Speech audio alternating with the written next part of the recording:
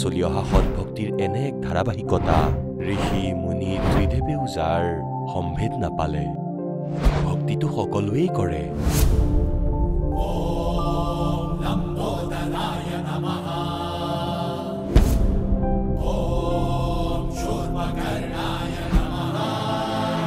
আৰু সকলো সময়তে এইটোৱেই ভাবে যে থাকিবলৈ এটা ভাল ঘৰ হওক ফুৰিবৰ কাৰণে ডাঙৰ ডাঙৰ পাৰ্ক থাকক খাবৰ বাবে সোৱাদযুক্ত খাদ্য থাকক আমাৰ কেতিয়াও বেমাৰ নহওক কেতিয়াও যেন দুখত নাথাকো আৰু কেতিয়াও যাতে নমৰো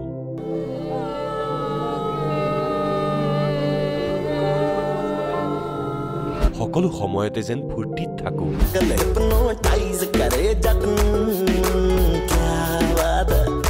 কিন্তু কিয়ে সম্ভৱ আমি সকলোৱে ইমান ভক্তি কৰো ব্ৰত ৰাখো শ্ৰাদ্ধ পাতো যাত্ৰা কৰো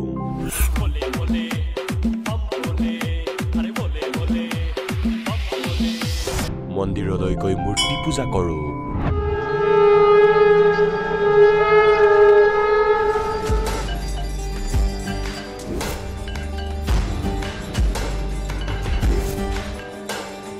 भानुकोटिभास्वरं भवाब्धितारकं परं नीलकण्ठमिप्सितार्थदायकं त्रिलोचनं कालकालमम्बुजाशमक्षशूलमक्षरं চাৰ্চলৈ গৈ প্ৰেয়াৰ কৰো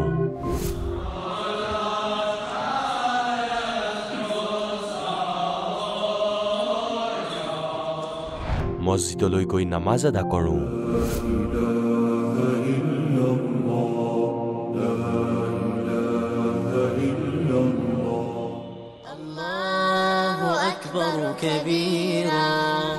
আৰু গুৰুদ্বাৰালৈ গৈ শিৰ দোৱাও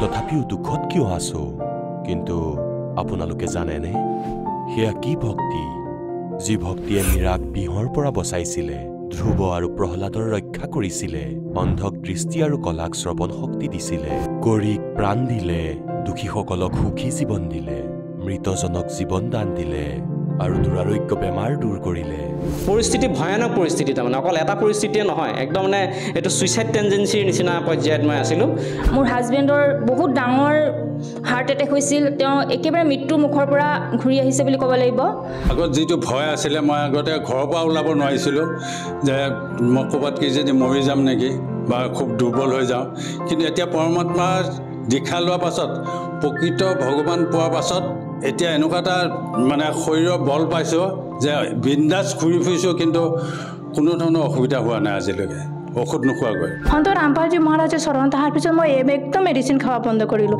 মেডিচিন নোখোৱাকৈ অকল দীক্ষা লোৱাতে মই সুস্থ হ'লোঁ মই আগতে নিচা কৰিছিলোঁ মই আৰ্মিত থাকোঁতে বহুত নিচা কৰিছিলোঁ আমি আৰ্মি পাৰ্চনটো নিচা কৰে চবে কিন্তু ময়ো নিচা কৰিছিলোঁ কিন্তু যেতিয়া তত্ত্বদৰ্শী সন্ত ৰামপাল চৰণ আহিলোঁ তাৰপিছত এই নিচাবিলাক নিজে নিজে ঠিক হৈ গ'ল সন্ত ৰামপালজী মহাৰাজৰ ওচৰত অহাৰ দিনাখনৰ পৰাই মই লাভ পাইছিলোঁ মন্ত্ৰ দিছিল সেই মন্ত্ৰ 2-3 বাৰ টান দিয়াৰ লগে লগে চাটকৈ আপোনাৰ কাল নোহোৱা হৈ গ'ল এতিয়া মই ভাবিছিলোঁ যে গুৰু মহাজনে সত্য কথা কৈছে এই পৃথিৱীত তেওঁ বাহিৰে আৰু কোনো নাই গতিকে আমি মানুহ হয় আমি শুদ্ধ জীৱ হয় আমি তেওঁৰ চৰণলৈ গৈ আমি আত্মা কল্যাণ কৰিব লাগে পূজ্য ৰামপালজী গুৰুদেৱৰ চৰণত অহাৰ পিছত লাভ বুলি ক'বলৈ গ'লে মোৰতো চাগে এসপ্তাহটো কৈ শেষ কৰিব নোৱাৰিম ইমানেই লাভ পাইছোঁ মই এতিয়া গম পাইছোঁ বাস্তৱত সেইটো সঁচা কথাই কৈছিলে যিকেইজনে কৈছিলে কাৰণ মোৰ লগত সেইটো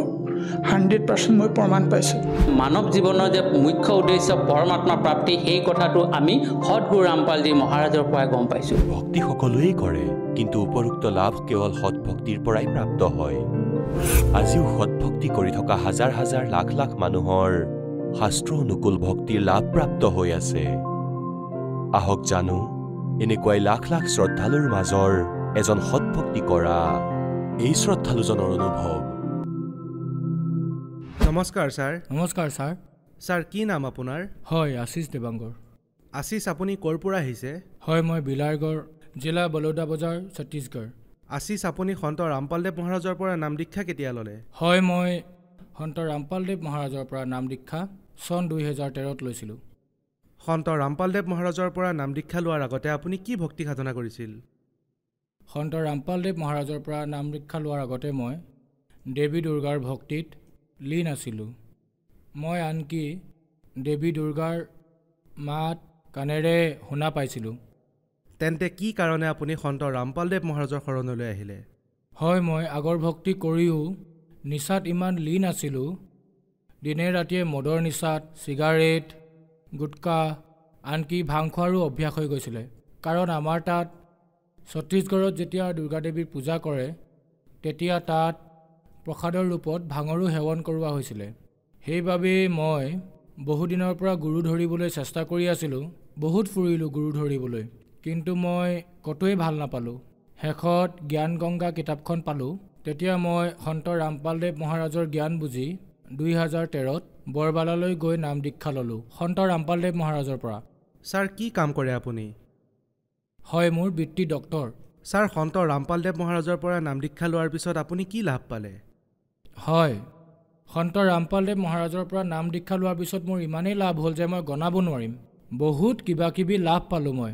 সকলোতকৈ প্ৰথমেতো মই নিচাৰ পৰা সম্পূৰ্ণৰূপে মুক্তি পালোঁ। সেয়া এৰিবলৈ বহুত চেষ্টা কৰিছিলোঁ, বহুত ঔষধো খাই চাইছিলোঁ, কিন্তু এৰিব পৰা নাছিলোঁ।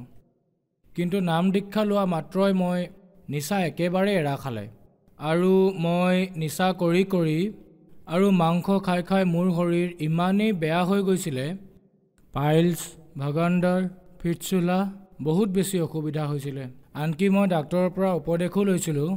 তেতিয়া অপাৰেশ্যন কৰাৰ কথা কৈছিলে, কিন্তু তাৰ পিছতো ঔষধ খাই থকাৰ পিছতো আৰাম পোৱা নাছিলোঁ। কিন্তু সন্ত ৰামপালদেৱ মহাৰাজৰ পৰা নাম দীক্ষা লোৱাৰ পাছতেই মোৰ সমস্যা সম্পূৰ্ণ ভাল হ'ল। মোৰ পত্নীয়ে আনকি মজিয়াখনো সদায় ৰাতি চফা কৰিব লগা হৈছিল। তাৰপিছত নাম দীক্ষা লোৱা মাত্ৰই মই সমস্যাৰ পৰা সমাধান পালোঁ আৰু বহুত কিবা কিবি লাভ পালোঁ ছাৰ, যেনেকৈ আৰ্থিক লাভ, শাৰীৰিক লাভ, আধ্যাত্মিক লাভ। ডাঙৰ লাভ এইটো পালোঁ যে মই সৎগুৰু পালোঁ আৰু পূৰ্ণ মুক্তিৰ মাৰ্গ পালোঁ। হয়, মোৰ পত্নীৰ বিয়াৰ 3-4 বছৰ পাছতো সন্তান জন্ম হোৱা নাছিল। মইতো এনে ডক্তৰ হয় মই চিকিৎসা কৰালোঁ। তাৰপিছত লেডিজ ডক্তৰ এগৰাকীৰ পৰা বিলাসপুৰতো আমাৰ তাত লাইফ কেয়াৰ হস্পিটেল আছে, তাতো ট্ৰিটমেণ্ট কৰাইছিলোঁ। কিন্তু দীঘলীয়া চিকিৎসা কৰাৰ পিছতো একো আৰাম পোৱা নাছিল। তাত থাইৰইড আৰু PCODৰ সমস্যা থকা বুলি কৈছিলে আৰু দীঘলীয়া চিকিৎসা চলোৱাৰ পাছতো আৰাম পোৱা নাছিল। তাৰ পাছত আমি গুৰুদেৱক প্ৰাৰ্থনা জনালোঁ, সন্ত ৰামপালদেৱ মহাৰাজক। প্ৰাৰ্থনা জনোৱা মাত্ৰেই সেই মাহতে বহুত আশ্চৰ্যজনকভাৱে সেই মাহতে তেওঁ গৰ্ভৱতী হ'ল আৰু 9 নম্বৰ মাহত সন্তান জন্মিল। আৰু ভগৱান পৰমাত্মা সন্ত ৰামপালদেৱ মহাৰাজৰ দয়াত মোৰ 2 বছৰ 2-3 মাহৰ কেঁচুৱা আছে। এয়া চাওক, থাইৰইডৰ ৰিপৰ্ট আৰু গৰ্ভতো প্ৰব্লেম আছিল ছাৰ। এই সমস্যাৰ বাবে দীঘলীয়া চিকিৎসা কৰাৰ পাছতো সমাধান পোৱা নাছিল ছাৰ। এয়া ছাৰ, ছ'ন'গ্ৰাফিত ভ্ৰূণৰ সৃষ্টি হোৱা নাছিলে। বহুত সমস্যা আছিল। ঔষধ খোৱাৰ পাছতো ভাল পোৱা নাছিলে। তাৰপিছত আমি সন্ত ৰামপালদেৱ মহাৰাজক প্ৰাৰ্থনা জনালোঁ। তাৰ পাছত লাভ পালোঁ ছাৰ, আৰু এতিয়া 2-2.5 বছৰীয়া সন্তানো আছে মোৰ। আৰু বহুত লাভ পাইছোঁ ছাৰ, কিমান গণাম, শেষ নহ'ব। আপোনাৰ সময় শেষ হৈ যাব আৰু কওঁতে কওঁতে ময়ো ভাগৰি পৰিম ছাৰ। ছাৰ, আপোনাৰ বৃত্তি ডক্তৰ, আপুনি এই কথাবোৰ ভালদৰেই জানে। হাজাৰত নহয় লাখৰ সংখ্যাত য'ত মেডিকেল ছায়েন্সে যিবোৰ বেমাৰক ৰিজেক্ট কৰি দিয়ে, যিবোৰ মানুহক ৰিজেক্ট কৰি দিয়ে, তেওঁলোকে সন্ত ৰামপালদেৱ মহাৰাজৰ পৰা নাম দীক্ষা লয় আৰু সুস্থ হৈ যায়। ডক্তৰেও কৈ দিয়ে যে আপোনাৰ এতিয়া আৰু চিকিৎসা নহ'ব, এতিয়া ভগৱানেহে বচাব। তেওঁলোকক সন্ত ৰামপালদেৱ মহাৰাজে ঠিক কৰি দিয়ে। গতিকে ছাৰ, এইটো কেনেকৈ সম্ভৱ হ'ব পাৰে? আপুনিতো এজন ডক্তৰ, তেওঁ কিবা ঔষধ দিয়েনে? তেওঁৰ লগত কি আছেনো যে সকলো ঠাইতে হাৰি যোৱাৰ পিছতো সন্ত ৰামপালদেৱ মহাৰাজে ঠিক কৰি দিয়ে? ছাৰ, কথাটো এনেকুৱা হয় যে এইটো এটা ট্ৰু স্পিৰিচুৱেল নলেজ হয়। আৰু এই যে গুৰু সন্ত ৰামপালদেৱ মহাৰাজ সকলো বেদ, কোৰাণ, পুৰাণ, বাইবেল সকলো সৎগ্ৰন্থ দেখুৱাই কয় যে প্ৰকৃততে পৰমাত্মা কোন হয় আৰু কি প্ৰকাৰে ভক্তি কৰিলে আমি লাভ পাম। সেই আধাৰতে সকলো লাভ হয় ছাৰ। এতিয়ালৈকে লাখ লাখ অনুগামীয়ে সৎভক্তি কৰি লাভ প্ৰাপ্ত কৰিছে। ছাৰ সন্ত ৰামপালদেৱ মহাৰাজৰ পৰা নাম দীক্ষা লোৱাৰ পিছত আপুনি বহুত লাভ প্ৰাপ্ত কৰিলে। ছাৰ আপুনি এজন ডক্তৰ হিচাপে আপোনাক যিসকল দৰ্শকে চাই আছে আৰু যিসকল বেমাৰত গ্ৰস্ত তেওঁলোকক আপুনি কি ক'ব বিচাৰিব? হয় নিশ্চয় ছাৰ, সন্ত ৰামপালদেৱ মহাৰাজৰ পৰা নাম দীক্ষা লোৱাৰ মাত্ৰেই আৰু নিয়ম অনুসাৰে ভক্তি কৰিলে ডাঙৰতকৈ ডাঙৰ বেমাৰ যেনে কেঞ্চাৰ, ব্লাড কেঞ্চাৰ, এইডছৰ দৰে বেমাৰ, যিকোনোৱে ডাঙৰ বেমাৰ নহওক কিয় সকলো ভাল হ'ব পাৰে ছাৰ। ছাৰ সন্ত ৰামপালদেৱ মহাৰাজৰ পৰা নাম দীক্ষা কেনেকৈ ল'ব পাৰি? সন্ত ৰামপালদেৱ মহাৰাজৰ পৰা নাম দীক্ষা লোৱাৰ বাবে বৰ্তমান 13+ ইণ্টাৰনেশ্যনেল চেনেলত সৎসংগ আহে, তাৰ তলত হালধীয়া শাৰী এটা আহে আৰু তাত আশ্ৰমৰ নম্বৰ আহে, তাতে যোগাযোগ কৰি নাম দীক্ষা ল'ব পাৰিব ছাৰ সন্ত ৰামপালদেৱ মহাৰাজৰ পৰা। আনকি এতিয়া ইউটিউবো আছে আৰু বহুত কিবা কিবি আছে, যেনে ছ'চিয়েল মিডিয়া নেটৱৰ্কতো চাৰ্চ কৰি আপুনি নাম দীক্ষা লোৱাৰ অপশ্যনো পাব ছাৰ। ধন্যবাদ ছাৰ। Okay sir. এতিয়া জগতগুৰু তত্ত্বদৰ্শী সন্ত ৰামপাল গুৰু মহাৰাজৰ সৎসংগৰ মাধ্যমেৰে সেই অদ্বিতীয় আধ্যাত্মিক জ্ঞানৰ বিষয়ে জানি লওঁ, যাৰ মাধ্যমেৰে আপোনালোকেও প্ৰাপ্ত কৰিব পাৰিব এনেকুৱা আধ্যাত্মিক, মানসিক আৰু ভৌতিক সুখ যি এতিয়ালৈকে কেৱল আপোনালোকে মীৰাবাই, ধ্ৰুৱ, প্ৰহ্লাদ আদি কেইজনমান ভক্তৰ জীৱন কথাতহে শুনিছে। এতিয়া শুনক তত্ত্বদৰ্শী সন্তৰ সৈতে শাস্ত্ৰ অনুকূল ভক্তি সৎসংগ, এনেকুৱা অদ্বিতীয় আধ্যাত্মিক জ্ঞান যাৰ প্ৰমাণ আছে সকলো ধৰ্মৰ সকলো পবিত্ৰ শাস্ত্ৰত। এতিয়া যেনেকৈ আপুনি পাৱাৰৰ কানেকশ্যন পাইছে, বিদ্যুতৰ কানেকশ্যন কাটি গ'লে সকলো কাম বন্ধ হৈ যায়, ষ্টপ হৈ যাব। এনেকুৱা এতিয়া পৰমাত্মাই কৈছে যে মই কি কৰিম, এই কালে কানেকশ্যন কাটি দিয়ে, তেতিয়া মোৰ পাৱাৰে তেওঁৰ ওপৰত কাম নকৰে। গতিকে ইয়াৰ বাবে কোৱা হয়, আৰু দ্বিতীয় কাৰণ হ'ল যে তেওঁৰ বহুত ভয়ংকৰ পাপ আছে, ফুলৰ শাস্তি। মৃত্যু আহিবলগীয়া আছিল, ভৰি ভাঙি বাচি গ'ল, কিন্তু বেয়া হ'ল, একোৱেই নহয়। तो इस प्रकार सतगुरु की शरण में आने से आई टले बला और जय मस्तक में सूली होगा काटे में टल जा। तो प्रसंग चल रहा है कि कोटि जन्म तुन ब्रह्मत होगी और कुछ नहीं हाथ लगे, रे कुकर सुकर खरबा बोरे कौआ हंस पुगारे। कोटि जन्म तू राजा की ना मिटी ना मन की आशा, भिक्षुक होकर दर दर घूम लिया, मिला ना निर्गुण रासा। এই মাৰ্গ যি বিশেষ মাৰ্গ হয়, ইয়াক তুমি নোপোৱাৰ বাবে কেনে কেনে কঠিন সাধনা কৰিছা। তুমি ঘৰ ত্যাগ কৰিছা, জংঘললৈ গুচি গৈছা, বনলৈ, আৰু তাৰ পৰা আহি নগৰৰ পৰা এবাৰ খাদ্য বিচাৰি লৈ গৈছা, শুকান ৰুটি সন্ধিয়াত খাইছা। আৰু বাকীখিনি কি কৰিছিলে সাধু সন্তই? কাপোৰত বান্ধি গছত ওলমাই ৰাখিছিলে, যাতে কাউৰীয়েও খাব নোৱাৰে যেতিয়া ধ্যানত থাকিব। গতিকে এইবোৰ এনেকৈ ওলমাই ৰাখিছিলে যাতে কাউৰীয়ে দালিত বহিও নিব নোৱাৰে, আৰু পাছত সেইবোৰ শুকাই গৈছিলে। এতিয়া ৰাতিপুৱা পিছদিনাখন ৰাতিপুৱা ইয়াক পানীত ভিজাই খাইছিলে। সেইদিনাও ৰুটি বিচাৰিবলৈ নগৈছিলে, অৰ্থাৎ তেওঁলোকে ভাবিছিলে যে আমাৰ সময় ৱেষ্ট হ'ব। কোৱা হয় এনেকুৱা কঠিন সাধনা কৰি কি কৰিলা? कोटि जन्म तू राजा की न तप से राज राज मद मानम, जन्म तीसरे शुक्र स्वानम, तपेश्वरी सो राजेश्वरी, राजेश्वरी सो नरकेश्वरी। এই দুৰ্গতি হ'ব। এতিয়া परमात्मा कहते हैं ना, तंदर सुखिया कोई ना देखा, जो देखा सो दुखिया हो।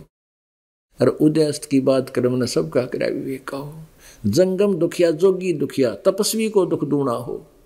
তপস্বীৰ দুখ দুগুণ কেনেকৈ হ'ব যে প্ৰথমতে তপস্যা কৰি কৰি নিজৰ শৰীৰক কষ্ট দিয়ে, আৰু পাছত তপেৰে ৰজা হৈ যায়, আৰু ৰজা হৈও সপোনতো সুখ নাই। হ'ব পাৰে সন্ধিয়া ঘোট মাৰি বুকু উফন্দাই থাকে, কিন্তু একো লাভ নহয়, কেৱল তেওঁ মায়াহে পায়, আৰু সেই মায়া চাই চাই তেওঁ অন্ধ হৈ থাকে, আৰু হাজাৰ হাজাৰ চিন্তা ৰজাৰ মনত চলি থাকে।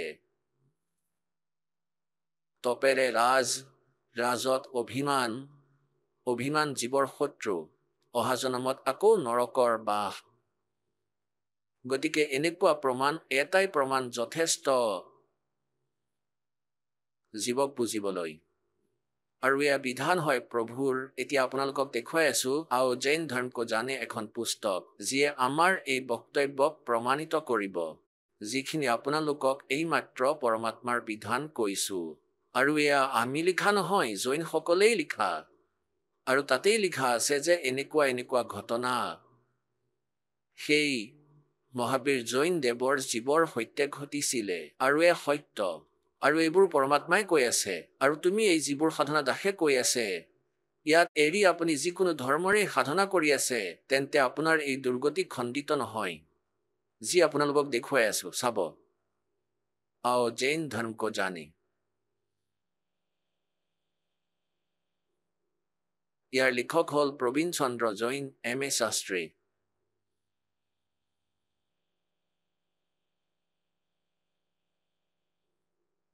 এয়া চাওক এওঁলোকৰ মন্ত্ৰ চাওক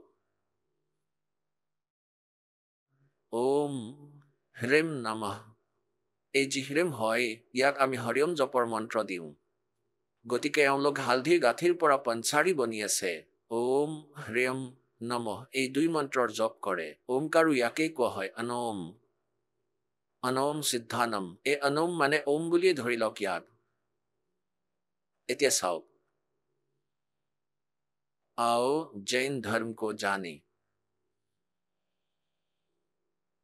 लेखक হৈছে প্ৰবীণ চন্দ্ৰ জৈন এম এ শাস্ত্ৰী জম্বুদ্বীপ হস্তিনাপুৰ প্ৰকাশক হৈছে শ্ৰীমতী সুনীতা জৈন জম্বুদ্বীপ হস্তিনাপুৰ মেৰঠ উত্তৰ প্ৰদেশ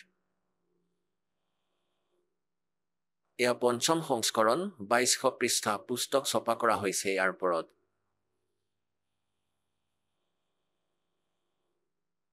ইয়াৰ প্ৰাপ্তিস্থান হল সঞ্জয় কুমাৰ বিজয় কুমাৰ জৈন কানপুৰৰ সকল জম্বুদ্বীপ হস্তিনাপুৰ মেৰঠ জৈন সাহিত্য সদন চান্দনী চৌক দিল্লী ৰাজকুমাৰ জৈন কমলাবাই আশ্ৰম মহাবীৰ জি দিগম্বৰ জৈন মন্দিৰ শান্তি বীৰনগৰ মহাবীৰ জি বিশেষ সহযোগ এয়া ক'ৰ পৰা ছপা হৈছে ধীনেন্দ্ৰ জৈন মুদ্ৰক হল Dhinendra Jain new rich of offset printers Meerut আৰু ইয়াত অকণমান মিছপ্ৰিণ্ট হৈ আছে এতিয়া ইয়াৰ লৈ যাওঁ আপোনালোকক 193 পৃষ্ঠালৈ পুণ্যাত্মাসকল এয়া কেপচুল হয় যি আপোনালোকক খুওৱা হৈ আছে আপোনালোকে খাবই লাগিব এয়া হৈছে 293 পৃষ্ঠাত বিশেষ প্ৰকৰণ এওঁলোকে দিছে আৰু 33 নম্বৰ 3334 নম্বৰ প্ৰশ্ন শ্ৰী মহাবীৰ ভগৱানৰ আন কি নাম আছে আন 5 নাম আছে বীৰ অতিবীৰ সন্মতি মহাবীৰ এবং বৰ্ধমান এতিয়া 294 লৈ আহোঁ आओ जैन धर्म को जाने শ্ৰী মহাবীৰ ভগৱানৰ জীৱন কথন ক'ৰ পৰা আৰম্ভ হৈছে উত্তৰত দিছে পৰুৱা নামৰ ভিলৰ পৰ্যায়ৰ পৰা অৰ্থাৎ জীৱনৰ পৰা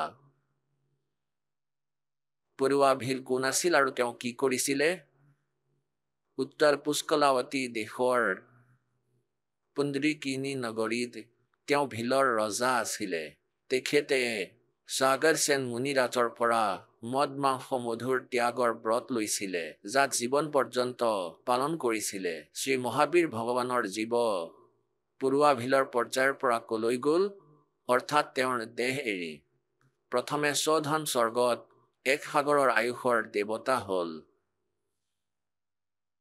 প্ৰথম স্বৰ্গৰ পিছত শ্ৰী মহাবীৰ ভগৱানৰ জীৱ কি পৰ্যায়লৈ গ'ল ভৰত চক্ৰৱৰ্তীৰ ৰাণী অনন্তমতীৰ পৰা মাৰিচি নামৰ জ্যেষ্ঠ পুত্ৰ হ'ল এতিয়া এই ভৰত যিজন হয় এওঁ ঋষভদেৱৰ পুত্ৰ আৰু এই ভৰতৰ পুত্ৰ মাৰিচি এই মাৰিচিয়ে ঋষভদেৱৰ পৰা শৰণ লৈছিলে যিজনে প্ৰথমতে তীৰ্থংকৰ হয় জৈন ধৰ্মৰ প্ৰৱৰ্তক শ্ৰী ঋষভদেৱৰ নাতি আছিলে নাতি পুতেকৰ পুতেক নাতি আৰু তেওঁৰ সিধা শিষ্যও আছিলে গতিকে সেই প্ৰথম তীৰ্থংকাৰৰ পৰা উপদেশ লৈ এই মাৰিচিৰ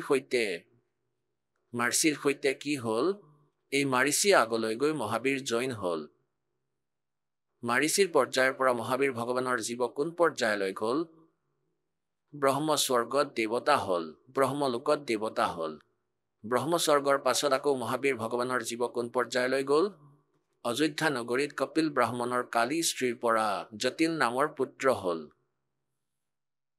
আকৌ জটিল পৰ্যায়ৰ পৰা মহাবীৰ ভগৱানৰ জীৱ কোন পৰ্যায়লৈ গ'ল স্বধাম স্বৰ্গত এক সাগৰ আয়ুষৰ দেৱতা হ'ল পাছত কলৈ গ'ল এই ভৰত ক্ষেত্ৰৰে চুতিকা নামৰ গাঁৱত অগ্নিভূত ব্ৰাহ্মণৰ গৌতম স্ত্ৰী আছিলে। অগ্নিসেন নামৰ পুত্ৰ হ'ল। আকৌ কলৈ গ'ল? স্বৰ্গলৈ গ'ল। আকৌ স্বৰ্গৰ পৰা কলৈ গ'ল? ভৰত ক্ষেত্ৰৰ মন্দিৰ নামৰ গাঁৱৰ গৌতম ব্ৰাহ্মণৰ কৌশিকী নামৰ পত্নীৰ পৰা অগ্নিমিত্ৰ নামৰ পুত্ৰ হ'ল। পাছত মহেন্দ্ৰ স্বৰ্গলৈ গ'ল। ঠিকে আছে, এতিয়া আকৌ 295লৈ আহি যাওঁ। মন্দিৰ নগৰত মহেন্দ্ৰ স্বৰ্গৰ পৰা কলৈ গ'ল? মহেন্দ্ৰ স্বৰ্গৰ পৰা মহাবীৰ ভগৱানৰ জীৱ কলৈ গ'ল? এয়া 295। মন্দিৰ নগৰত শালকাই ব্ৰাহ্মণৰ পত্নীৰ পৰা ভৰদ্বাজ নামৰ পুত্ৰ হ'ল। ভৰদ্বাজৰ পৰা আকৌ কোন পৰ্যায়লৈ গ'ল? মহেন্দ্ৰ স্বৰ্গত আকৌ দেৱতা হ'ল। মহেন্দ্ৰ স্বৰ্গৰ পৰা মহাবীৰ ভগৱানৰ জীৱ আকৌ কলৈ গ'ল? ইত্তৰ নগোদত এক সাগৰৰ আয়ুসৰ নগোদীয়া জীৱ হ'ল। আৰু নিগোদৰ পৰা ওলাই শ্ৰী মহাবীৰ ভগৱানৰ জীৱ কলৈ গ'ল? এতিয়া চাব, কলিজা জোকাৰি যাব পুণ্যাত্মাসকল। তেতিয়াহে আমি ভগৱানৰ জ্ঞানৰ ওপৰত দৃঢ় হ'ম। এনেধৰণৰ দুখ আমি বহুবাৰ ভোগ কৰিলোঁ। কি ঠিক 1000 অবৃক্ষৰ ভৱ আৰু 80,000 চিপৰ ভৱ জীৱন, আৰু 20,000 নিম বৃক্ষৰ ভৱ, 90,000 বাৰ কেলি বৃক্ষৰ ভৱ কলৰ, আৰু 3,000 বাৰ চন্দন বৃক্ষৰ ভৱ, আৰু 5 কোটি বাৰ কনেৰ বৃক্ষৰ ভৱ, 60,000 বাৰ বেশ্যাৰ ভৱ, আৰু 5 কোটি বাৰ চিকাৰীৰ শৰীৰৰ ভাও জীৱন। চিকাৰীৰ তাত গোটেই জীৱন শেষ কৰি দিয়ে চিকাৰী হয়, কালেতো এনেকুৱাই কৰায়। আৰু 20 কোটি বাৰ হাতীৰ শৰীৰৰ ভাও জীৱন, আৰু 60 কোটি বাৰ গাধৰ ভাও। কি আচৰিত কথা! 60 কোটি বাৰ গাধটো এবাৰ হলেই বহুত। আৰু 30 কোটি বাৰ কুকুৰৰ জীৱন, 30 কোটি, আৰু 60 কোটি বাৰ নপুংসকৰ ভাও হিজৰা, আৰু 20 কোটি বাৰ স্ত্ৰীৰ ভাও, আৰু 90 লাখ বাৰ ধুবিৰ ভাও, 8 কোটি বাৰ ঘোঁৰা, 20 কোটি বাৰ মেকুৰী, আৰু 60 লাখ বাৰ গৰ্ভপাতত মৃত্যু। মাকৰ পেটতেই মৰি গ'ল। অকাল মৃত্যু, অকালতে মৰি গ'ল। আৰু 80 লাখ বাৰ দেৱ পৰ্যায় প্ৰাপ্ত কৰিছে। কেৱল 80 লাখ বাৰ দেৱতা হৈছে। আৰু ইয়াতো আপুনি দেখিছেই যে কি কি হ'ল। 60 কোটি বাৰ গাধ, 30 কোটি বাৰ কুকুৰ। ইয়াৰ আগলৈ পঢ়াৰ কোনো প্ৰয়োজনেই নাই যদি আমাৰ ভাঙৰ নিচা আঁতৰি আছে তেন্তে। আৰু আগলৈ কি হ'ল? আকৌ আৰম্ভ হৈ পৰিছে। উপৰোক্ত শৰীৰ প্ৰাপ্ত কৰাৰ পাছত মহাবীৰ ভগৱান কোন পৰ্যায়লৈ গ'ল? ৰাজগ্ৰহ নগৰীত স্থাৱৰ নামৰ ব্ৰাহ্মণ হৈছিল। এতিয়া বেছি নপঢ়ো। ইয়াত চাওক, নাৰায়ণ হ'ল, আকৌ সপ্তম নৰকলৈ গ'ল। পিছত নৰকলৈও গ'ল। আগলৈ চাওক 296 পৃষ্ঠাত সকলো ক্লিয়াৰ হৈ যাব। আকৌ কি হ'ল? আকৌ সিংহগিৰি পৰ্বতত পুনৰ সিংহ হ'ল। সিংহগিৰি পৰ্বতত সিংহ হ'ল, পাছত আকৌ নৰকলৈ গ'ল। এতিয়া আৰু বেছি নপঢ়ি আমি আমাৰ কামৰ বস্তুলৈ আহোঁ। চাওক, সহস্ৰাৰ স্বৰ্গত দেৱতা হৈছিল। সহস্ৰাৰ স্বৰ্গৰ পৰা আকৌ মহাবীৰ ভগৱানৰ জীৱ কোন পৰ্যায়লৈ গ'ল? জম্মু দ্বীপৰ ছত্ৰপুৰ নগৰীৰ নন্দীবৰ্ধন ৰজাৰ বীৰমতী ৰাণীৰ পৰা নন্দ নামৰ পুত্ৰ হ'ল। নন্দৰ জীৱ আগলৈ কোন পৰ্যায়লৈ গ'ল? পুষ্পোত্তৰ বিমানত দেৱতা হ'ল। তনন্তৰ তাৰ পাছত 24 নং তীৰ্থংকৰ শ্ৰী মহাবীৰ ভগৱান হ'ল। আৰু পাছত শ্ৰী মহাবীৰ ভগৱানৰ জীৱই কিমান পাখণ্ডমত চলাইছিল? 363 পাখণ্ডমত চলাইছিল। এতিয়া বৰ্তমানৰ জৈনসকলে এই মহাবীৰ জৈনৰ দ্বাৰা চলোৱা এই পাখণ্ড মতৰ আধাৰতেই সাধনা কৰি আছে। এতিয়া পুণ্যাত্মাসকল বিচাৰ কৰি চোৱা, এই দাস কাৰোৰে শত্ৰু নহয়, মিত্ৰ হয়, হিতৈষী হয়। যে আমি বুজি পোৱা নাই যিবোৰ সৎগ্ৰন্থ, এই দাসৰ ওপৰত পৰমেশ্বৰ কবীৰদেৱ গুৰুদেৱ মোৰ গুৰুদেৱৰ অসীম কৃপা হৈছে, যাৰ মতিয়াবিন্দৰ অপাৰেশ্যন হৈ গৈছে আৰু আগলৈ অপাৰেশ্যন কৰাৰ এটা টেকনিক দি দিছে মোক। এতিয়া যেনেকৈ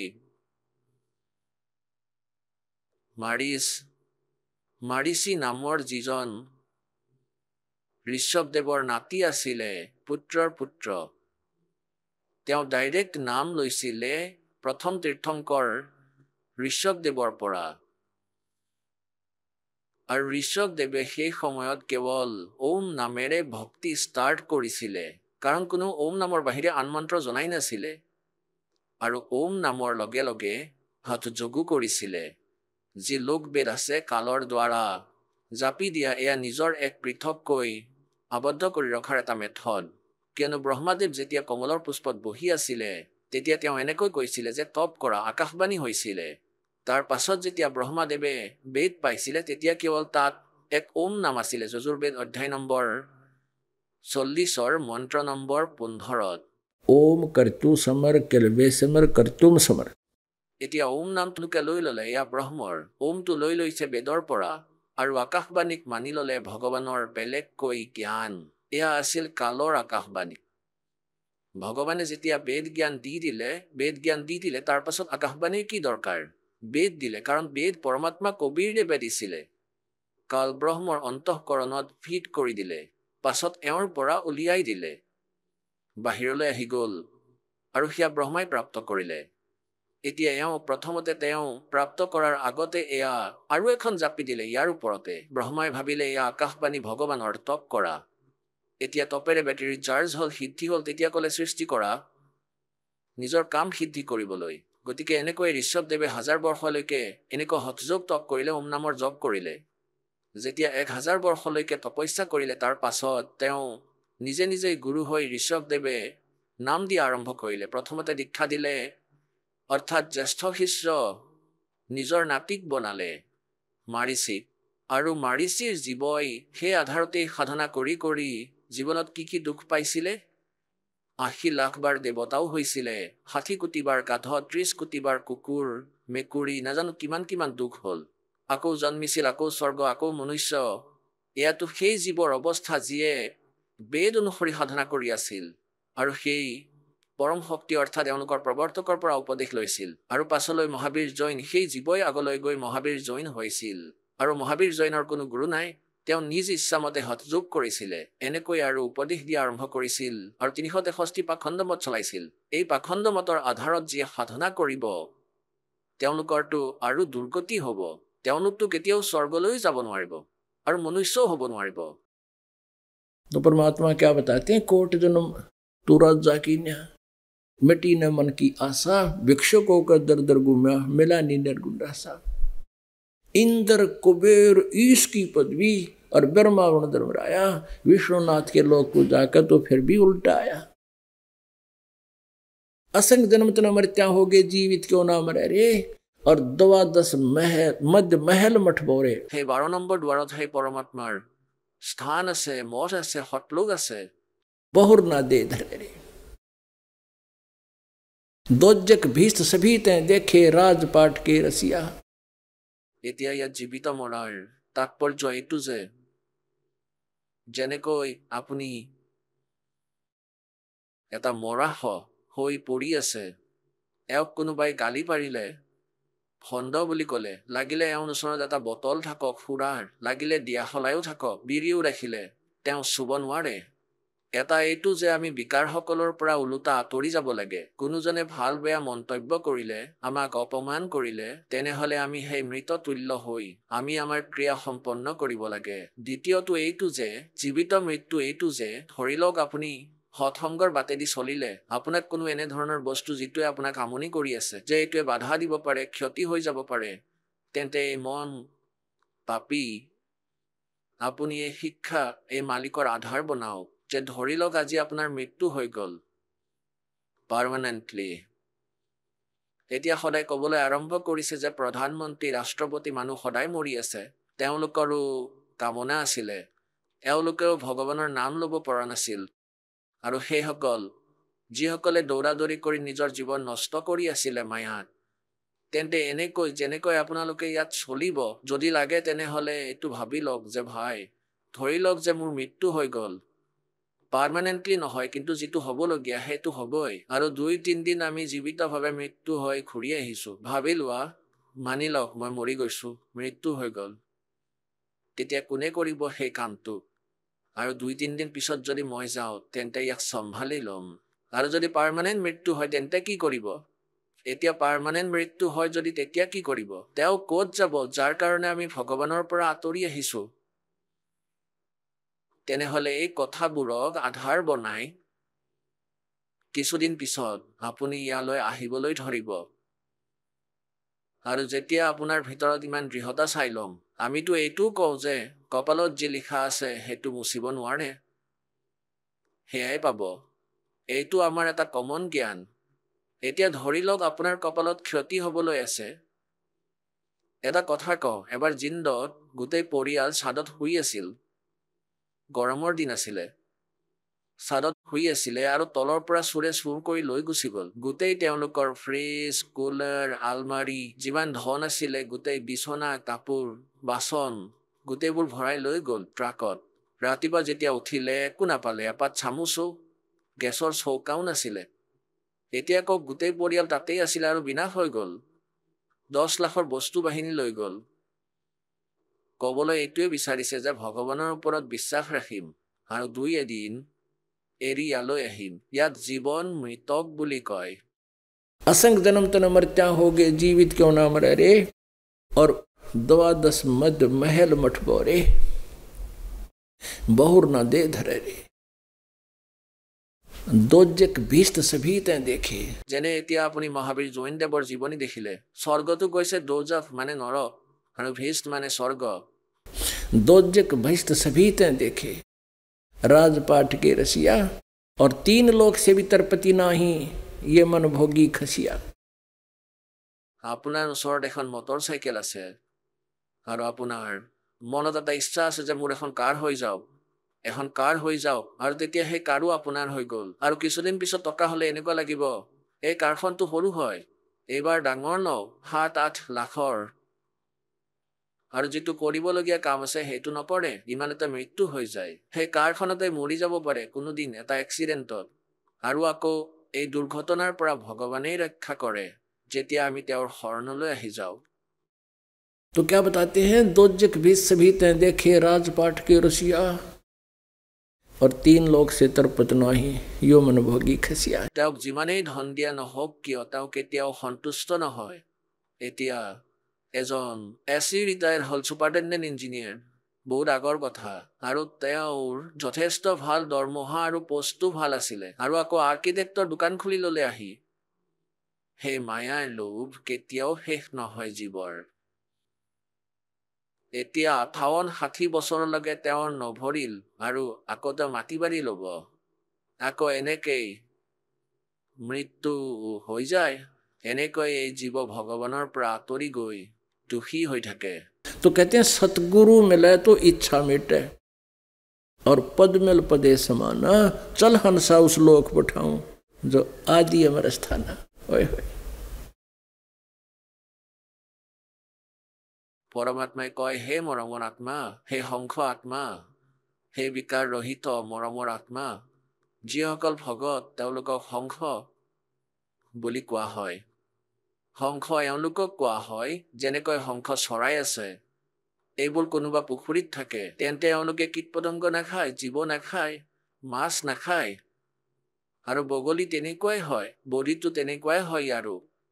আৰু বগলী যিটো হয় মাছ মাংস খায়, তেন্তে হংসৰূপী যিবোৰ জীৱ আছে, আৰু হংসৰ আৰু এটা বিশেষত্ব থাকে, যদি ইয়াৰ আগত 1 গিলাচ গাখীৰত 1 গিলাচ পানী ৰাখি থয়, জল, তেন্তে সি যেতিয়া পান কৰিব, পানীখিনি এৰি গাখীৰখিনিহে পান কৰিব।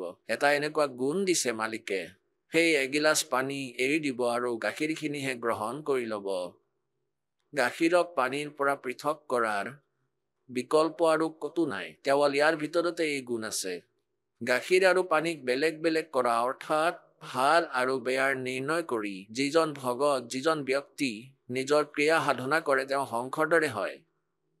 ই বেয়াটোক এৰি দিছে, ভাল কৰ্মৰূপী গাখীৰক গ্ৰহণ কৰি আছে, সৎ ভক্তি কৰি আছে। কোৱা হয়, चल हंसा उस लोक पठाऊं जो आदि अमर स्थाना। সকলোৰে আগত সদা সনাতন অমৰ লোক, সনাতন পৰম ধাম। গীতাৰ অধ্যায় নম্বৰ 18 শ্লোক নম্বৰ 62 কৈছে, অৰ্জুন তুমি সৰ্বভাৱেৰে সেই পৰমেশ্বৰৰ শৰণলৈ যোৱা। তেওঁৰ কৃপাৰে তুমি পৰম শান্তি আৰু সনাতন পৰম ধামক শাশ্বতম স্থানম, শাশ্বত মানে অমৰ, সদায় অমৰ থকাজন, সেই লোক সেই স্থান প্ৰাপ্ত হ'ব আৰু পৰম শান্তিক প্ৰাপ্ত হ'ব। তেন্তে ইয়াত পৰমাত্মাই কয়, গৰীবদাস চাহেবদেৱে পৰমেশ্বৰৰ সৈতে সাক্ষাৎ কৰাৰ পিছত তেওঁৰ দ্বাৰা প্ৰাপ্ত জ্ঞানেৰে কৈছে যে चल हंसा उस लोक पठाऊं जो आद अमर अस्थाना, सतगुर मिले तो इच्छा मेटे पद मिल पदे समाना, चल हंसा उस लोक पठाऊं जो आदि अमर अस्थाना। সেই আদি অমৰ স্থানত কি সুখ আছে। चार मुक्ति जहाँ चंपी करती माया होरी दासी, दास गरीब अभय पद पर से वो मिले राम अविनाशी। এতিয়া চাওক ইয়াত কৈ আছে যে সৎলোকত এই জীৱ এজ ইট ইজ থাকিব। ইয়াৰ শৰীৰ শুক্ৰম অকায়ম অসনাবিৰম হ'ব। এওঁৰ তাতে শৰীৰ যি গঠন হ'ব মাতা পিতাৰ সংযোগত শুক্ৰৰে গঠিত নহয়, আৰু এনেকৈ আমাৰ দৰে কায়া নহ'ব, নাৰী আদিৰ তন্ত্ৰ যন্ত্ৰেৰে সেয়া নহ'ব, এটা তত্ত্ব তেজপুঞ্জেৰে গঠন হ'ব।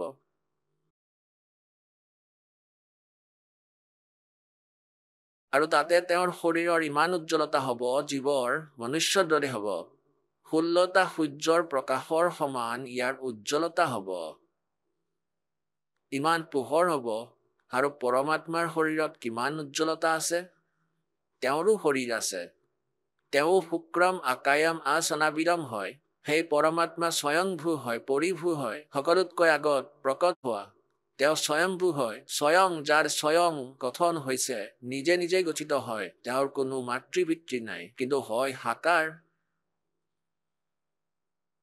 তেন্তে কয় যে সেই তেওঁৰ শৰীৰ কেনেকুৱা হয়, এডাল নোমৰ গুৰিৰ শোভা, কোটি সূৰ্য কোটি চন্দ্ৰৰ পোহৰো ইয়াৰ সন্মুখত একোৱেই নহয়। ইমান উজ্জ্বল হয়, ইমান প্ৰখৰ হয় সেই পৰম পিতাৰ, পৰম অক্ষৰ ব্ৰহ্মৰ শৰীৰৰ যিজন অবিনাশী। গীতাৰ অধ্যায় নম্বৰ 15 শ্লোক নম্বৰ 16 আৰু 17 এই তিনিজন প্ৰভুৰ কথা কোৱা হৈছে। এজন ক্ষৰ পুৰুষ, আনজন অক্ষৰ পুৰুষ। ক্ষৰ পুৰুষো নাশবান, অক্ষৰ পুৰুষো নাশবান। এওঁলোকৰ অন্তৰ্গত, এওঁলোকৰ দেশত লোকত যিমান প্ৰাণী আছে এওঁলোকো নাশবান, কিন্তু জীৱাত্মা কাৰোৰেই নমৰে।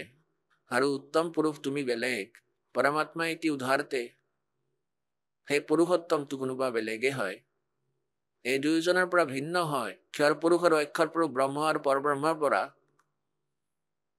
যিজনে তিনিটা লোকত প্ৰৱেশ কৰি সকলোৰে ধাৰণ পোষণ কৰে। বাস্তৱত তেওঁ অবিনাশী হয় আৰু তেওঁ পৰম অক্ষৰ ব্ৰহ্ম হয়। তেওঁ পোৱাৰ ধৰণ ওম তৎসৎ এই তিনি মন্ত্ৰৰ জপ হয়। ওম চিধা ব্ৰহ্মৰ তৎ আৰু সৎ এয়া সাংকেতিক হয়। তেন্তে ইয়াত পৰমাত্মাই কৈ আছে যে चार मुक्ति जहाँ चंपी करती माया होरी दासी, और दास गरीब अभय पद पर से वो मिले राम अविनाशी। তেন্তে আমি সৎলোকত পৰমাত্মা সাকাৰ হয় আৰু তেওঁক আমি গৈ লগ কৰিব লাগে। তাত ইমান সুখ আছে যে ইয়াত যি মুক্তি, চতুৰ্থ মুক্তি, 4টা মুক্তি আছে, এয়া তাতে সদায় তোমাৰ শৰণত থাকিব, সদায় সুখী থাকিবা, সদায় অমৰ হৈ থাকিবা। আৰু ইয়াৰ মুক্তিবোৰতো স্বৰ্গলোক মহাস্বৰ্গত গৈ সমাপ্ত হৈ যায় আৰু আকৌ জীৱৰূপত প্ৰাণী ইয়াত আহি ঘূৰি ফুৰে। कहते चार मुक्ति जहाँ चंपी करती माया होरी दासी, और दास गरीब अभय पद पर से। তাত কোনো ভয় নাই, কোনো ধৰণৰ জৰা মৰণৰ ভয় নাই। और मिले राम अविनाशी। সেই অবিনাশী ভগৱানৰ মিলন হ'ব, তাতে সাক্ষাৎ দৰ্শন হ'ব পৰমাত্মাৰ। আৰু এয়া যি আজিৰ প্ৰসংগ আছিল যে অকৰ্মণ্য মানুহবোৰ, যিসকলৰ না কোনো আধ্যাত্মিক জ্ঞান আছে, না নিজৰ কোনো অনুভৱ আছে, তেওঁলোকে পৰমাত্মাক নিৰাকাৰ বুলি কৈ ভ্ৰমিত কৰি ৰাখিছে। তেওঁ সাকাৰ হয়, মনুষ্য সদৃশ হয়, নৰ আকাৰ হয়, তেওঁৰ শৰীৰ তেজময় হয়। যজুৰ্বেদ অধ্যায় নম্বৰ 5 শ্লোক নম্বৰ 1 দুবাৰকৈ প্ৰমাণিত কৰা হৈছে। अग्ने तनुरसी विष्णुवे तवा सोमस्य तनुरसी। অগ্নে মানে সেই পৰমেশ্বৰৰ তনু মানে শৰীৰ, অচি মানে সেই পৰমেশ্বৰৰ শৰীৰ হয়, অৰ্থাৎ পৰমাত্মা তেজময় শৰীৰযুক্ত। और उस विष्णुवेत्वा सोमस्य तनुरसि সেই পৰমেশ্বৰৰ সকলোৰে লালন পালনৰ বাবে গীতাৰ অধ্যায় নম্বৰ 15 শ্লোক নম্বৰ 17 कि ये लोक तरम अविश्य विवर्ती अवैश्वर যিজন তিনিটা লোকত প্ৰৱেশ কৰি সকলোৰে ধাৰণ পোষণ কৰে তেওঁ অবিনাশী পৰমাত্মা হয়। তেওঁৰ বিষয়ে বেদে কৈ আছে, যজুৰ্বেদ অধ্যায় নম্বৰ 5 শ্লোক নম্বৰ 1 অগ্নি তনুৰসি পৰমাত্মা তেজময় শৰীৰযুক্ত হয় আৰু তেতিয়া নিজৰ ৰূপক সৰল কৰি ইয়ালৈ আহে সকলোৰে ধাৰণ পোষণ কৰিবলৈ। বিষ্ণৱে মানে ধাৰণ পোষণ কৰাৰ বাবে, পালন পোষণ কৰাৰ বাবে। ত্বা মানে সেই, সমস্য মানে সেই অমৰ পুৰুষৰ, সৎপুৰুষৰ, পৰম অক্ষৰ পুৰুষৰ, তনু মানে শৰীৰ, আচি মানে আছে, অতিথি ৰূপত ইয়ালৈ আহে, অতিথি ৰূপত, আৰু তেওঁ আকৌ নিজৰ যথাৰ্থ জ্ঞানেৰে পৰিপূৰ্ণ কৰে। তেওঁ পূজাৰ যোগ্য পৰমাত্মা হয় আৰু তেওঁৰ পূজাৰে মুক্তি হ'ব। আমাৰ ইয়াৰ পৰা যোৱা সৎলোকত তেন্তে ইয়ালৈ আমি যেতিয়া যাম, যদি এয়া কোনোজনে ক'লে হয় যে তাতে পৰমাত্মা নাই, তেন্তে তালৈ যামনো কিয়, তাতে কৰিমনো কি, তাতে নিৰাকাৰৰ লগত কি কৰিম, তেওঁতো ইয়াতো আছে, সকলোতে থকা বুলি কৈছে। তেন্তে তাতে মালিক সাকাৰ ৰূপত আছে। তেওঁৰ দৰ্শনত ইমান আনন্দ হয় যে আৰু তাত কোনো দুখেই নাই, না বৃদ্ধাৱস্থা না মৃত্যু। वह सदा सुखी रहोगे। बोलो सतगुरुदेव।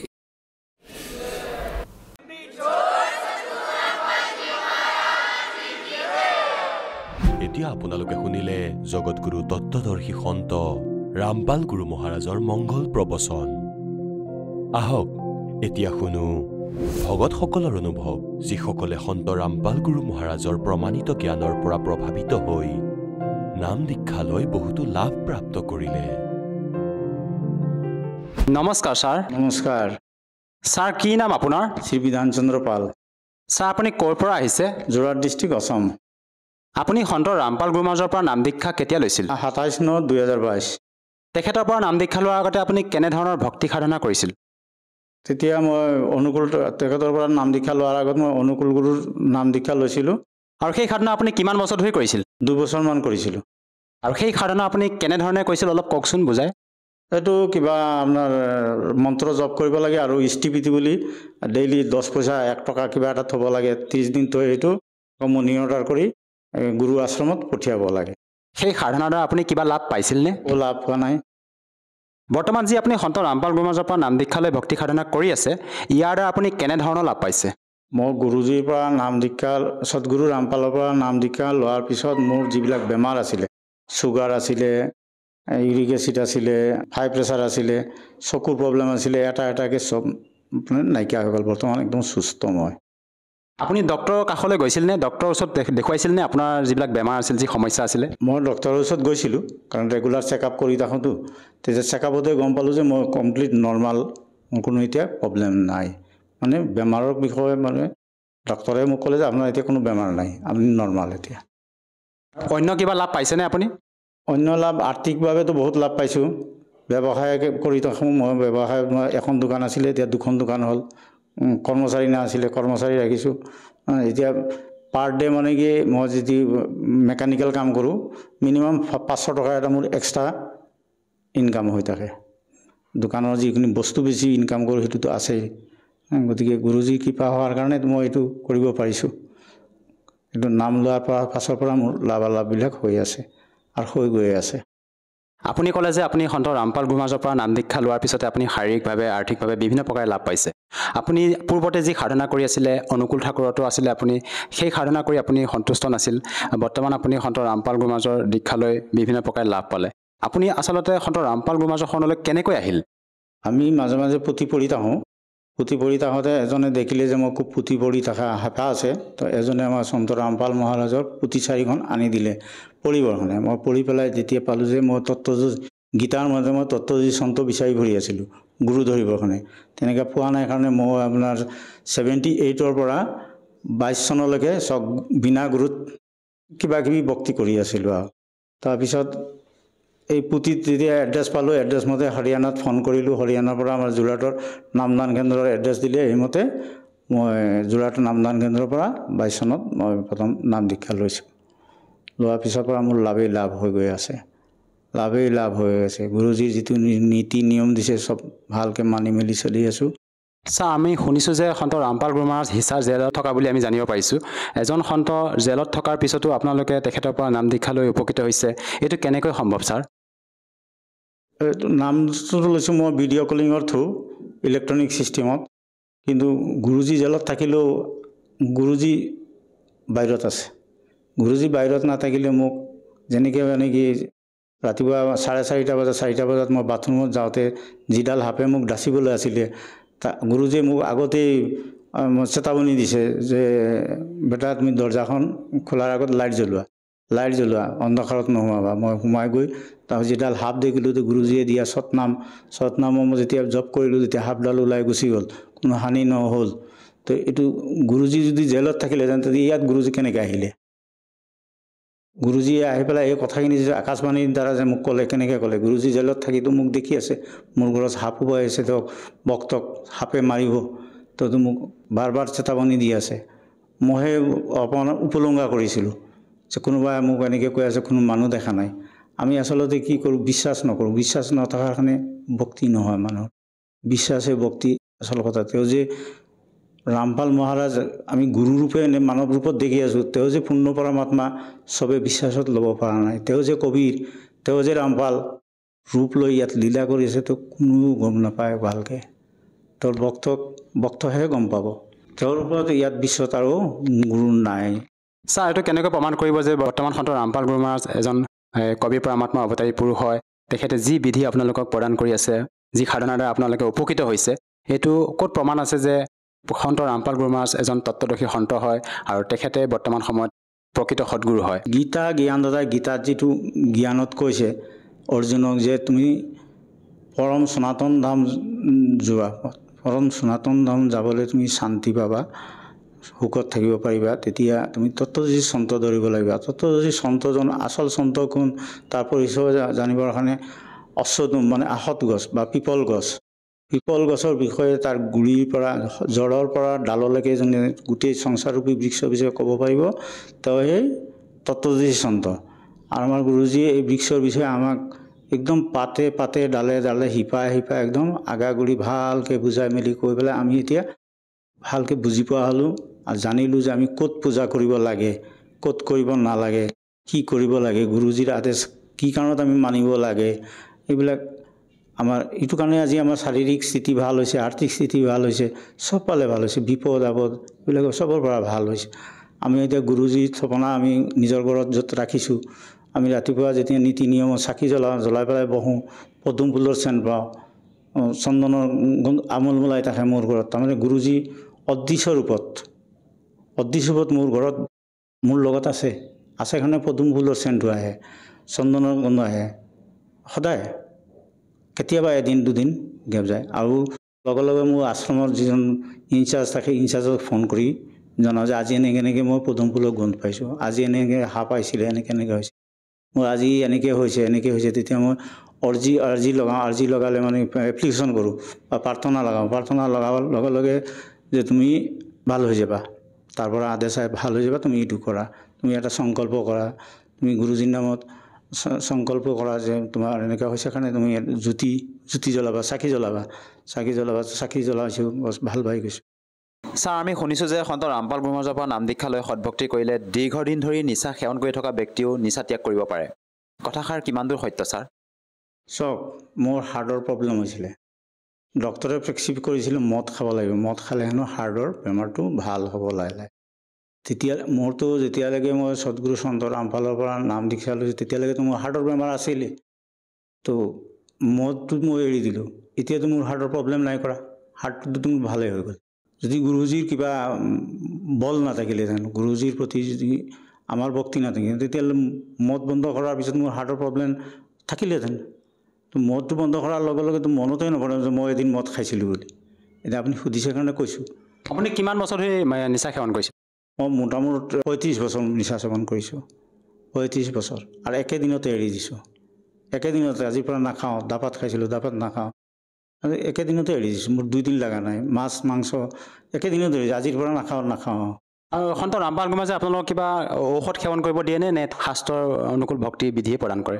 তো পৰমাত্মাৰ ওচৰত আমি ভক্তি কৰিবলৈ দিয়ে পৰমাত্মাৰ ওচৰত আমি সংকল্পবদ্ধ হওঁ শপত লওঁ যে আমাৰ বেমাৰ আজাৰ যাতে নহয় আমি আপোনাৰ ভক্তি সদায় কৰি থাকিম আমাৰ যাতে ভুল ত্ৰুটি হ'লে আপুনি ক্ষমা কৰিব আপুনি শুধৰাই দিব আমি তেনেকৈ ভক্তি কৰি যাওঁ ভক্তিৰ বলতে আমাৰ বেমাৰ আজাৰবিলাক দূৰতে বিদূৰ হৈ আছে তেনেকৈ হৈ আছে ছাৰ আপুনি অসমৰ পৰা সন্ত ৰামপাল গুৰুমাজৰ শৰণত গৈ দীক্ষা ল'লে তেখেতে হাৰিয়ানা প্ৰান্তৰ দিল্লীৰ নিবাসী হয় অসমতো বিভিন্ন আধ্যাত্মিক গুৰু আছিল সেইসকলৰ শৰণলৈ গৈও আপুনি দীক্ষা ল'ব পাৰিলে হয় ছাৰ কিয় আপুনি সন্ত ৰামপাল গুৰুমাজকে গুৰু হিচাপে ধাৰণ কৰিলে মই খবৰ কৰিছিলোঁ ইয়াত ততজি সন্ত বোলতে দীক্ষা ল'ব লাগে গুৰু ধাৰণ কৰিব লাগে তো দক্ষিণা কথা যিবিলাক বতাইছে আপোনাৰ অংগবস্ত্ৰ দুযোৰ তিনিযোৰ 1001 টকা 1101 টকা এনেকৈ তেতিয়া মই ভাবিলোঁ যে আমি অৱশ্য অনুকূলৰ পৰাও দীক্ষা লৈছিলোঁ তেতিয়া এনেকৈ আমাক বিচৰা নাছিলে অনুকূলৰ দীক্ষা যিদিনাখন আমি লৈছিলোঁ এতিয়া মনত আছে ৰাতিপুৱা 8টা বজাত মই গা ধুই এখন লুংগি পিন্ধিছিলোঁ তাকেও আলহী ঘৰত আছিলোঁ লুংগি এখন পিন্ধিছিলোঁ পিন্ধি আছিলোঁ তেতিয়া ক'লে তুমি এই লুংগি পিন্ধি দীক্ষা লোৱা এতিয়া মই ভাবিলোঁ যে লুংগি পিন্ধি দীক্ষা লোৱা তাৰপিছত মোক কিবা দক্ষিণা দিয়া এনেকৈ কোৱা নাছিলে তাৰপিছত মই যেতিয়া গুৰুজীক ভক্তি দিব লাগে তো মানে তো গুৰুজীটো বেলেগ অনুকূল গুৰুজীটো এতিয়া বেলেগ আৰু দীক্ষা দিয়াজনক ঋত্বিক বুলি কয় তো ঋত্বিকে ক'লে গুৰুজীৰ হেৰিয়াত এইখন ফটোৰ আগত তুমি ভক্তি দিয়া দি পেলাই আৰু কিবা এটা মন যায় 1 পইচা 3 পইচা কিবা এটা দক্ষিণা দিয়া যেতিয়া সেনেকৈ 1101 টকা 1001 টকা অংগবস্ত্ৰ দিব লাগে তেতিয়া মই গম পালোঁ এইসব গুৰু নহয় এইসব গুৰুটো পিছত কি কৰিব বছৰত আমাক 5000 টকা এটা দিব লাগিব 3000 বান্ধি দিব এইবিলাকতো কৰিব নোৱাৰি সেইকাৰণে সাধাৰণ ব্ৰাহ্মণে কি কৰিছে মোৰ যেতিয়া মা দেউতা ঢুকালে গামছা লিখি দিছে 5খন তো লিখা মতে আনিছোঁ শ্ৰাদ্ধ পাতিবলৈ বহিছোঁ তেতিয়া কয় যে আৰু 3খন লাগিব এইটো লৈও কাজিয়া কৰিছোঁ তেতিয়াৰ পৰা মই অলপ নাস্তিকৰ নিচিনা হৈ গ'লোঁ সেইকাৰণে মই এই অনুকূলৰ সেইটো এৰিলোঁ যেতিয়া মই এদিন গপকৈ আকৌ গ'লোঁ আমাৰ আৰু বকচক আছিলে আশ্ৰম এটাত গ'লোঁ ক'লে আপুনি ইমান দিন এৰিলে এৰাৰ মূল কাৰণ হ'ল মোৰ দেউতা এক্সপায়াৰ হওঁতে মই তেতিয়া 1 মাহ আমাৰ মানিব লাগে এইবিলাক কৰিব পৰা নাই তাৰপিছত মোৰ এটা এক্সিডেণ্ট হ'ল মই মেডিকেলত 6 মাহ থাকিলোঁ এইবিলাক নহ'ল তেতিয়া মই গ'লোঁ কি ক'লে তুমি বোলে হেৰি কৰিব লাগিব মাথা মুণ্ডন কৰিব লাগিব আৰু ডেইলি 3 গড় পৰা 7 গড়ৰ ভিক্ষা খুজিব লাগিব তুমি ক'ব লাগিব যে মোৰ এনেকৈ হ'ল হোৱাৰ কাৰণে মোৰ নাম দীক্ষা এইবিলাকৰ এনেকৈ ঋত্বিকৰ ইষ্টবৃত্তি আমুক তামুক এইবিলাক কৰিব পৰা নাই আপোনালোকে মোক উদ্ধাৰ কৰক ভিক্ষা দি তো তেতিয়া দেখিলোঁ যে এইটোতো মান সন্মানৰ কথা আমি মান সন্মানটো বজাই ৰাখি সেই আমি চব কৰিব লাগিব দীক্ষা মাগিম আমি ইমান ডাঙৰ কি পাপ কৰিলোঁ ফাদাৰ এক্সপায়াৰ হৈছে চোৱা আছে তো ইগৰে সিগৰৰ পানী নাখায় চোৱা থাকিলে তো তাত আমি এইটোতো কৰিব নোৱাৰোঁ কোনো পূজা পাঠ কৰিব নোৱাৰোঁ গুৰুৰ পূজা কৰাটো আৰু যেনেকৈ বিষ্ণু পূজা কৰা গুৰুৰ পূজা কৰা একেটাই পূজাই তো এইটো কৰিব নোৱাৰি আকৌ মই মেডিকেলত আছোঁ মেডিকেলত মই কেনেকৈ কৰিম তেওঁলোকে ইমান ডাঙৰ শাস্তি বিধান দিছে এইটো নহ'ব এতিয়াতো আমাৰ গুৰুজী আমি নামখন লৈছোঁ কিবা এটা কাৰণত আমাৰ শুদ্ধিকৰণ কৰি দিয়ে আমাকতো তেনেকৈ নকয় যে মাথা মুণ্ডন কৰা হেৰি কৰা আৰু যেহেতু আমাৰ হিন্দু সমাজত প্ৰচলিত পৰম্পৰা হিচাপে আমাৰ শ্ৰাদ্ধ শ্ৰাদ্ধ এইবিলাক কৰিব লাগে আপোনালোকৰ সন্ত ৰামপাল গুৰুমাজে শ্ৰাদ্ধ শ্ৰাদ্ধ কৰিবলৈ মানা কৰে এই ক্ষেত্ৰত ছাৰ কি ক'ব বিচাৰে সন্ত ৰামপাল গুৰুমাজে এইবোৰ কিয় কৰিবলৈ মানা কৰে শ্ৰাদ্ধ বিন্দু এইবিলাকৰ প্ৰতিতো আমি অলপ বিৰোধিতা আগৰ পৰাই কৰি আহিছোঁ নিজেই আৰু এতিয়া মই খাটাং হ'লোঁ আৰু সত্য বুলি জানিলোঁ যে এইটো আমি বিৰোধিতা কৰাটো ভুল নাছিলে এতিয়া গুৰুজীয়ে যেতিয়া আমাক চব বুজাই দিলে এতিয়া আমি আৰু 10জনক ক'ব পাৰিম যে এইটো এনেকৈ হয় এইটো তেনেকৈ হয় যিটো আছে আমি গুৰুজীৰ শাস্ত্ৰমতে গুৰুজীয়ে শাস্ত্ৰত যিটো বুজাই দিছে শাস্ত্ৰত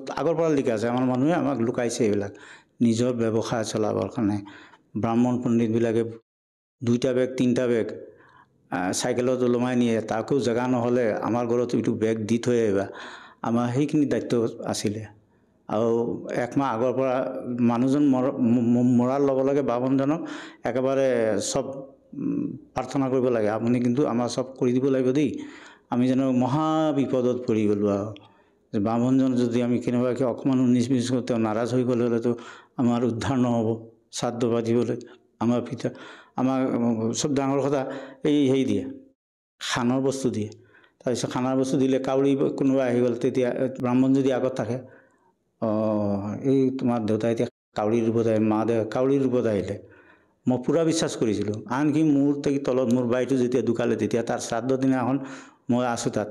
সিদিনাখন ব্ৰাহ্মণে কাম কৰি আছে, সিদিনাখন কাউৰীৰ কাৰণে খানা আগবঢ়াইছে ঘৰৰ পিছফালে, ডাঙৰ ল'ৰাটোৱে দিছে। ব্ৰাহ্মণৰ লগত মই কৈছোঁ চাহ বোলো, তাৰ নাম বিজন আছিলে, মই তেতিয়া বিজন বুলি মাতোঁ, চাহ তোৰ বাপে বিজন বুলি সেই চাহ কাউৰীৰ ৰূপ ধাৰণ কৰি আহিলোঁ, বেয়া লাগিছে বুজিছ, এনেকৈ কৈছোঁ। চক আমি কিমান তললৈ নামিছিলোঁ এই ব্ৰাহ্মণৰ লগ লাগি। আমি এইটো মানুহ মৰিলে তাক কাউৰী বনালোঁ, কুকুৰ বনালোঁ, গৰু বনালোঁ। আমাক কি কৰিলে আগৰ পণ্ডিতবিলাকে। শাস্ত্ৰত কি প্ৰমাণ আছে ছাৰ যাৰ কাৰণে নেকি আপুনি কৈ আছে যে শ্ৰাদ্ধ কৰিব নালাগে? গীতাত প্ৰমাণ আছে, গীতাৰ মতেইতো আমি শাস্ত্ৰ কৰি আছোঁ। গুৰুজী গীতাত বুজাই দিছে, দেখাই দিছে যে শ্ৰাদ্ধ মৃতভোজ খাব নালাগে, শ্ৰাদ্ধ পিণ্ডদান কৰিব নালাগে, বুট পূজা কৰিব নালাগে, পিতৃ পূজা কৰিলে পিতৃ লোকৈ যাব, বুট পূজা কৰিলে বুট লোকৈ যাব, দেৱ পূজা কৰিলে দেৱ লোকৈ যাব, দেৱী পূজা কৰিলে দেৱী পূজা কৰিলে এইবিলাক যাব। তো আমি সেইবিলাক কেলে কৰিম? যিটো নিষেধ আছে শাস্ত্ৰত, আজিৰ পৰা এইটো হাজাৰ হাজাৰ হাজাৰ হাজাৰ যুগ আগৰ পৰা শাস্ত্ৰ চলি আছে, সেই শাস্ত্ৰটো আমি কি কাৰণত নমনাকৈ থাকিম? আমাক ভুলটো মূৰত সোমাইছে, আমি ইমান দিন ভুল আছিলোঁ, এতিয়া আমি দেখিছোঁ এইটো ভুল কৰি আছিলোঁ, এতিয়া শুদ্ধ পাইছোঁ। আমি এতিয়া শুদ্ধটো কৰিব লাগিব ন, আমি শুদ্ধটো কৰিব লাগিব, শুদ্ধ কৰ্ম কৰিব লাগিব, তেতিয়াহে হ'ব। আমি এতিয়া যদি ৰাস্তাত গৈ আছোঁ, কাৰোবাক যদি অশুদ্ধ ভাষা এটা ব্যৱহাৰ কৰোঁ, সিটো মোক চৰ মাৰিব। ঠিক তেনেকৈ আমি ভগৱানৰ যিখিনি শুদ্ধ কৰ্ম আমি যদি নকৰোঁ, তো ভগৱানেতো আমাক ফল ক'ৰ পৰা দিব? ঈশ্বৰে আমাক ক'ৰ পৰা দিব ফল? আমাৰতো হানি হ'ব। কাৰণ আমি এতিয়া শুদ্ধ ভক্তি প্ৰাৰ্থনা কৰাৰ কাৰণে আমি শুদ্ধ শাস্ত্ৰ পাইছোঁ, এতিয়া শুদ্ধ ভক্তি পূজা কৰি গৈ আছোঁ। তাতে যদি কোনোবাই বাধা দিয়ে বা কোনোবাই আমাক গালিও দিয়ে, আমি এইটো পৰোৱা নকৰোঁ। ছাৰ, আপুনি সন্ত ৰামপাল গুৰু মহাৰাজৰ পৰা নাম দীক্ষা লৈ বিভিন্ন প্ৰকাৰে লাভ পালে। যিসকল দৰ্শকে আপোনাৰ টিভি স্ক্ৰীণত আজি প্ৰত্যক্ষ কৰি আছে, চাই আছে, সেই দৰ্শকসকলৰ ভিতৰতে কোনোবা এনেকুৱা হয়তো বহু লোক আছে যিসকলে নেকি বিভিন্ন সমস্যাত ভুগি আছে, বিভিন্ন মাৰাত্মক ৰোগত আক্ৰান্ত হৈ আছে। সেইসকল লোকক আপুনি উপকৃত হ'বৰ বাবে কি বাৰ্তা দিব বিচাৰে? মোৰতো এটা কথা চিধাই, তেওঁলোকে এই টিভিত দেখে, মোবাইলবিলাকতো আছে, ইউটিউবত আছে, ফেচবুকতো দেখে, অসমীয়া সৎসংগ হয়, হিন্দীত হয়, শ্ৰদ্ধা চেনেল আছে, সাধনা টিভি আছে, চবত আছে। তাত চাই পেলাই গুৰুৰ বচনবিলাক শুনিব লাগে, বাণীবিলাক শুনিব লাগে। সত্যাসত্য প্ৰমাণ কৰিবৰ কাৰণে নিজৰ আজিকালি প্ৰায় মানুহৰ ঘৰত পবিত্ৰ পুথি যেনেকৈ গীতাও থাকে, অন্য পুথিও থাকে, গৰুড় পুৰাণ থাকে, শিৱ পুৰাণো থাকে, দেৱী পুৰাণো থাকে, এইবিলাকৰ লগত মিলাওক, চাওক, তাৰপিছত ভক্তি কৰক। নাম দীক্ষা লোৱাৰ আগত গুৰুজীৰ আগত টিভিটোত যেতিয়া চলে তেতিয়াই সেই টিভিতেই এইজনকেই গুৰু ভগৱান মানিম বুলি যদি তাত হেৰি কৰে, যেনেকৈ পাথৰৰ মূৰ্তিটোক দণ্ডবোধ দিব পাৰে, তাত জীৱিত গুৰু এজন টিভিত কথা পাতিছে, তাত জীৱিত তেওঁৰ আগত দণ্ডবোধ দি সংকল্প কৰক যে মোৰ বেমাৰ হৈছে, বেমাৰটো ভাল কৰা, আমি তোমাৰ পৰা শৰণলৈ আহিম। তো এইটো কৰি চাওক, তেতিয়াতো গম পাই যাব কিমান উপকাৰ হয়, কিমান ফল দিয়ে, কিমান ডাঙৰ গুৰু। তেওঁ যে পূৰ্ণ পৰমাত্মা ৰামপালৰ ৰূপত যে এই পৃথিৱীত লীলা কৰি আছে, আৱিৰ্ভাৱ কৰি হৈ পেলাই যে লীলা কৰি আছে, তেতিয়া গম পাব। ছাৰ, যদিহে কোনো লোকে তেখেতৰ পৰা সহজভাৱে নাম দীক্ষা ল'ব বিচাৰে, কেনেকৈ ল'ব পাৰিব? সহজভাৱে নাম দীক্ষা ল'বলৈ আপোনাৰ মোবাইল বা টিভিত আপোনাৰ নাম্বাৰ এটা দিয়া আছে, এই নাম্বাৰটোৰ পৰা ফোন কৰিলে জানিব কিমান নামদান কেন্দ্ৰ ক'ত ক'ত আছে, অসমত কিমানকেইটা নামদান কেন্দ্ৰ আছে, দেৰগাঁৱত আছে, তিনিচুকীয়া আছে, নাহৰকটী আছে, জাগোনত আছে, হোজাইত আছে, চব জেগাত আছে, শিলচৰত আছে। এনেকৈ জেগা গোটেই অসমত প্ৰায় ভালেমানকেইটা নামদান কেন্দ্ৰ আছে। গোটেই বিশ্বত 500ৰ ওপৰত নামদান কেন্দ্ৰ আছে। যোনে য'ত পিছাই সুবিধা মতে তাত গৈ নাম ল'ব পাৰিব, আৰু ফোন নম্বৰটো তাত ওলাই থাকে। ছাৰ, তাত কিবা টকা পইচা লোৱা হয়নে? যেতিয়া আপোনালোকে সন্ত ৰামপাল গুৰু মহাৰাজৰ পৰা নাম দীক্ষা লয়, তেখেতৰ আশ্ৰমত টকা পইচা কিবা ব্যৱস্থা কৰা হয় নেকি? নাম লোৱাতেতো টকা পইচাৰ কোনো প্ৰয়োজনেই নাই, নিজে আহিব লাগে, নাম ল'ব লাগে। ধন্যবাদ থাকিল ছাৰ। ধন্যবাদ।